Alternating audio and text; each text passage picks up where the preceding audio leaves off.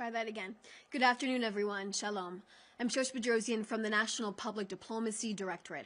I'll take a few questions after a couple of very brief points to share with you. Just make sure you put your questions in the chat of this Zoom with your name and your outlet. Today is Wednesday, November 26th, and day 782 since Hamas launched a war against us, kidnapping our people and holding them hostage. On Tuesday evening, our IDF forces inside of the Gaza Strip received the remains of a hostage from the Red Cross. Those remains were supposedly found and located by the terror group Palestinian Islamic Jihad nearly 2 days ago, constituting as a blatant violation as the terror group decided not to return those remains immediately. Now, following the completion of the identification process by the Forensic Institute and informing the family this morning, the remains of this deceased hostage who finally returned home is Dror Or of blessed memory. Dror's story is a dark reminder of the horrors our people endured on October 7th and afterwards as hostages. It's also a reminder of the sickening, grotesque, and barbaric actions Hamas and its Palestinian terror alliances took on October 7th to brutalize our people, murder them for being Jewish, and massacre them in ways we will never forget. Dror Or was 48 years old. He was a father of 3 and a husband to Yonat of blessed memory from Kibbutz Be'eri. Dror worked for many years at the Be'eri dairy and specialized in cheese making there. He even spent time in Italy to understand the craft of it. He was also a chef and a yoga teacher. On the morning of October 7th, the Or family took shelter in the safe room of their home when terrorists soon after set the entire house on fire, causing Dror and Yonat and their children to evacuate through the window. Both Dror and Yonat split up and tried to escape, but were murdered by terrorists. Their children, their 2 children, Noam and Alma, were kidnapped alive into Gaza.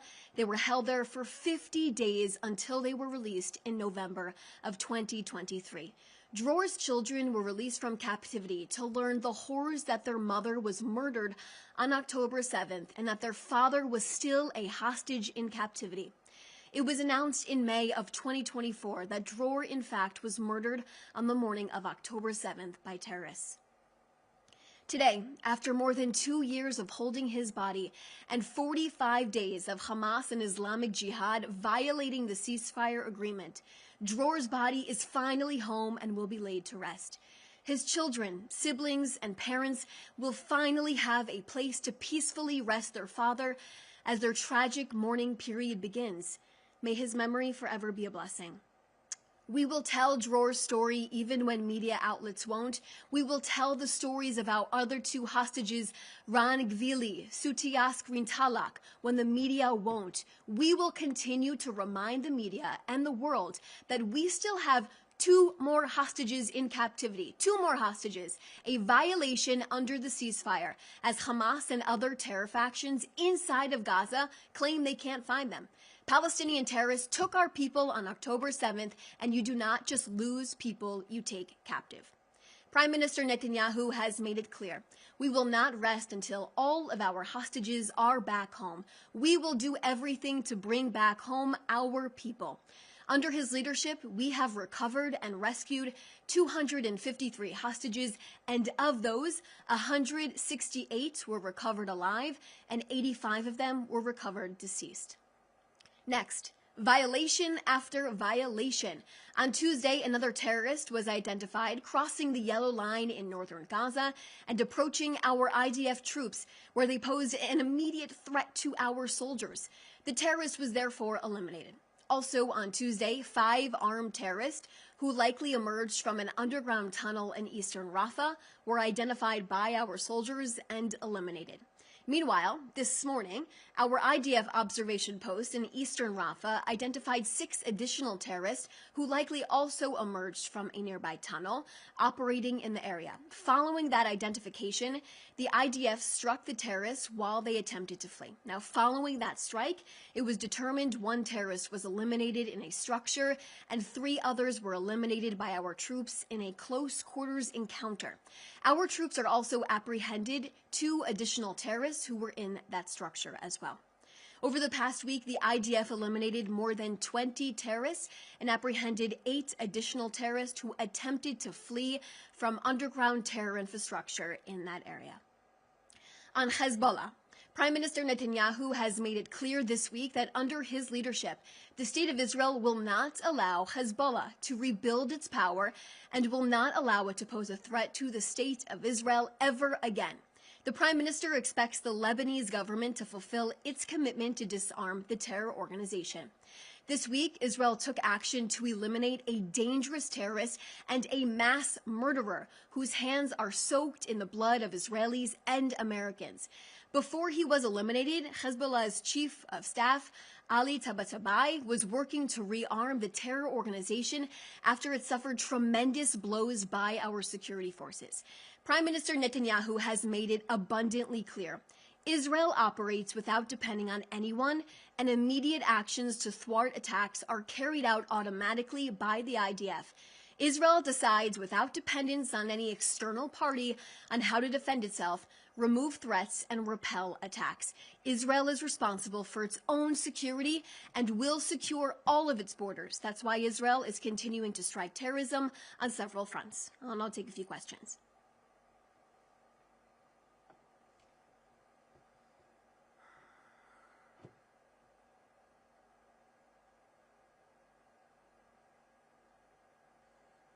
Okay, the first question, Alexander Cornwell, that I see here from Reuters.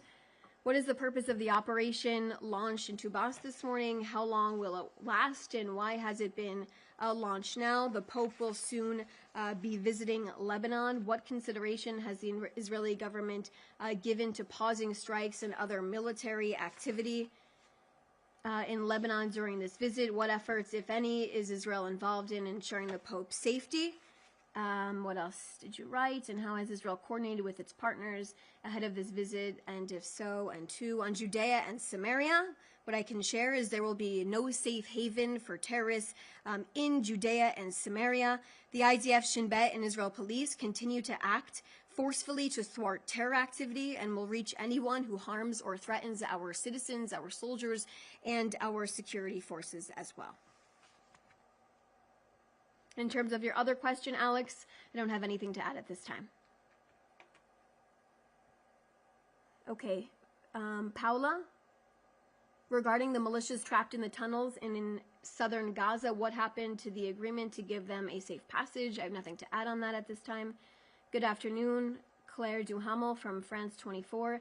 The army stated that the Operation Tubas should last for several days, and that's not a continuation of previous ones in Jenin and Nablus. So what are the objectives of this new operation, and how does it differ from the previous one? Any specific questions you have on this, I refer you back to the IDF. But like I said, specifically on Judea and Samaria, we will continue to ensure that there is no safe haven for terrorists inside of Judea and Samaria, and our security forces will continue to act forcefully to thwart terror activity and will reach anyone who wants to harm our citizens and our soldiers. On Tuesday night, the IDF, Shin Bet, and Border Police launched a large-scale counter-terrorism operation in northern Samaria. Yesterday, Tuesday, the circle was closed with all of the terrorists responsible for murdering Israelis in Judea and Samaria. And that is exactly what I can share with you on that. But for specific questions, please reach out to the IDF on that. Itai Stern from NPR. Was the killing of 6 Hamas members in the tunnels in Rafah carried out with the approval of the American administration as well? In the past, it was reported that the White House had asked Israel to release the Hamas operatives who were in the tunnels. Any specific questions? I'm assuming you're speaking about the incident with these terrorists in the tunnels that took place over the last day. I suggest for you to reach out to the IDF for more specific details on that. But Israel will continue to act independently, and we will do so to protect our soldiers and our citizens as well. So those are all the questions that I see right now. I'm also seeing a question from Joel Pollack from California Post. Are there any Thanksgiving thoughts at this time? Well, we know that Thanksgiving is tomorrow. We wish our American partners a happy, joyous Thanksgiving. There's a lot to be thankful for, like the great partnership the United States and Israel has. Those are all the questions I see right now. Thanks so much for joining us. If you have any other questions, please reach out to us. Appreciate your time.